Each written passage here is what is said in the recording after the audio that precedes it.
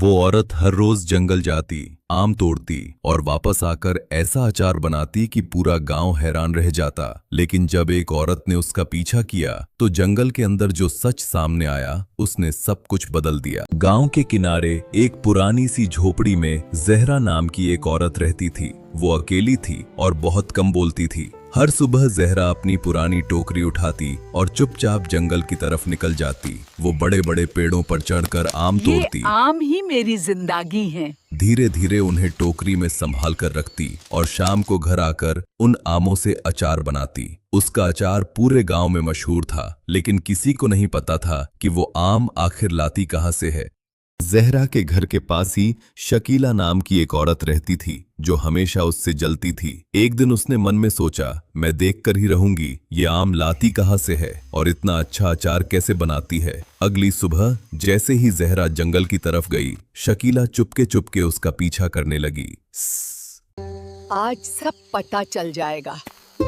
जहरा जंगल के अंदर गई और आम तोड़ने लगी। तभी अचानक झाड़ियों के अंदर से एक हल्की सी रोने की आवाज आई। यह आवाज? जहरा रुक गई। उसका चेहरा बदल गया।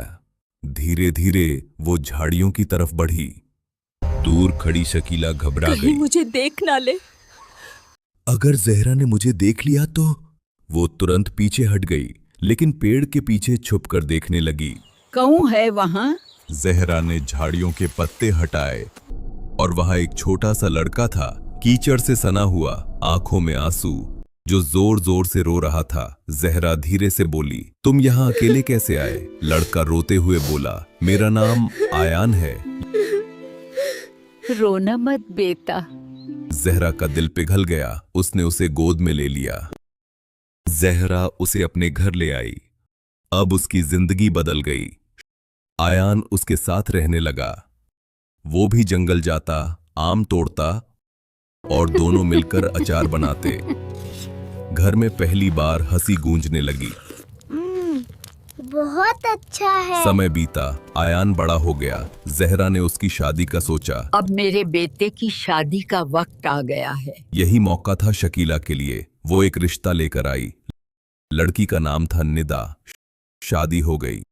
शकीला रोज निदा के कान भरती, तुम्हारी सास बहुत बुरी है, वो तुम्हें दबा कर रखेगी। धीरे धीरे निदा के दिल में शक आने लगा। एक दिन झगड़ा इतना बढ़ गया कि निदा चिल्ला उठी, या मैं रहूंगी या ये औरत। और जहरा खुद ही घर छोड़कर चली गई।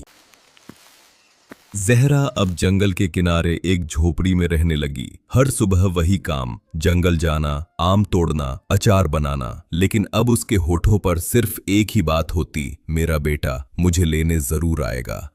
कुछ दिनों बाद निदा बहुत बीमार हो गई। वो बिस्तर पर अकेली पड़ी थी। घर में कोई उसका ख्याल रखने वाला नहीं था, न शकीला न कोई और। मुझे पता था तुम आओगे। वापसी जहरा घर वापस आई।